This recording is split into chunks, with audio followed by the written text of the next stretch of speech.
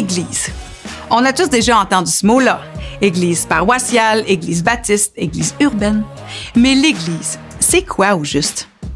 Peut-être qu'une église, pour toi, ça réfère surtout aux belles bâtisses avec un clocher qu'on retrouve partout au Québec. Ou encore au lieu dans lequel les croyants se rencontrent pour différentes célébrations religieuses, comme dans l'expression « aller à l'église ». Ou plutôt à l'événement en tant que tel, comme dans « le dimanche matin, c'est l'église ». La première fois qu'on utilise ce mot-là dans la Bible, c'est en citant ces paroles de Jésus. En Matthieu 16, 18, Jésus dit « Je bâtirai mon Église ». L'Église, c'est l'ensemble de tous les êtres humains qui ont reçu le pardon de leurs péchés par la foi en Christ depuis sa résurrection et jusqu'à son retour. Ça inclut les premiers convertis, ça inclut toi et moi aujourd'hui et ça inclut tous ceux qui croiront après nous. C'est ça qu'on va appeler l'Église avec un grand E ou Église universelle.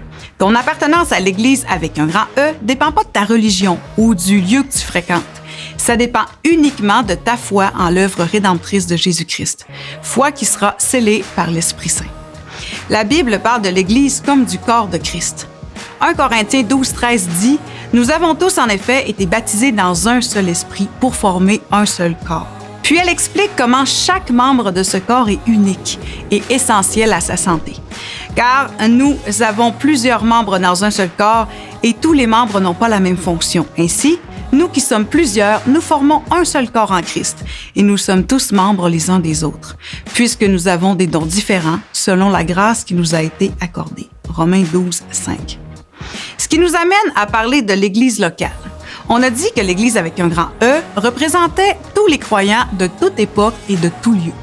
L'Église locale représente plutôt l'ensemble des croyants à un moment donné, dans un lieu donné. C'est un peu comme une famille.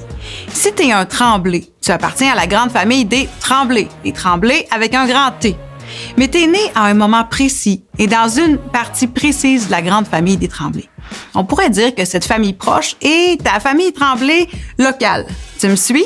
Lorsque Paul écrivait une lettre aux croyants pour les instruire, par exemple, il adressait sa lettre à l'Église locale, comme à l'Église de Dieu qui est à Corinthe, qu'on peut lire au tout début de la lettre aux Corinthiens. L'Église avec un grand E, c'est ton appartenance. Mais l'Église locale, c'est le contexte dans lequel tu es appelé à vivre ta foi. Bon, l'idée de famille pour expliquer l'Église, ça vient pas vraiment de moi. Dans la Bible, le lien est fait à plusieurs reprises. On parle de croyants comme frères et sœurs.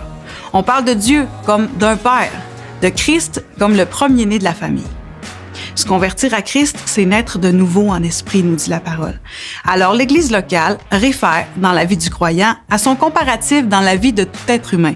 Tout comme la famille biologique est le contexte dans lequel on apprend à marcher, à parler, penser, dans lequel on se développe, on apprend à se connaître, on forge notre caractère, on grandit, on reçoit, on redonne, on aime, on rit, on pleure.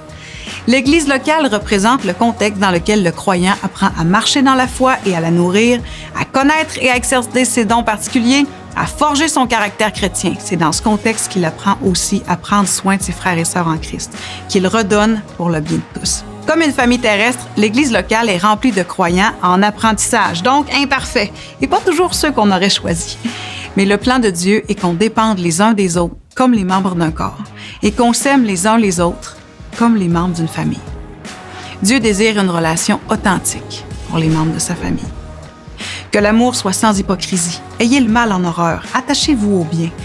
Par amour fraternel, soyez pleins d'affection les uns pour les autres. Romains 12, 9, 10.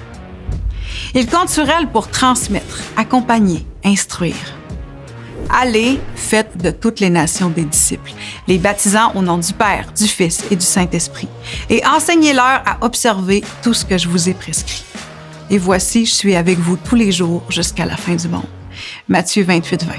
Il veut une famille unie. En toute humilité et douceur, avec patience, supportez-vous les uns les autres dans l'amour. Efforcez-vous de conserver l'unité de l'esprit par le lien de la paix. Éphésiens 4, 1 à 3. Et qui s'aiment en action. Si un frère et une sœur sont nus et manquent de la nourriture de chaque jour, et que l'un d'entre vous leur dise « Allez en paix, chauffez-vous et rassasiez-vous », et que vous ne leur donniez pas ce qui est nécessaire au corps, à quoi cela sert-il? Jacques 2, 15, 16. Donc, si tu es membre de l'Église avec un grand E, la grande famille de Dieu, Attache-toi à une église locale, ta famille proche. Pas juste parce que c'est bon pour toi, mais parce que c'est le plan de Dieu pour se faire connaître parmi les hommes. À ceci, tous connaîtront que vous êtes mes disciples, si vous avez de l'amour les uns pour les autres. Jean 13, 35.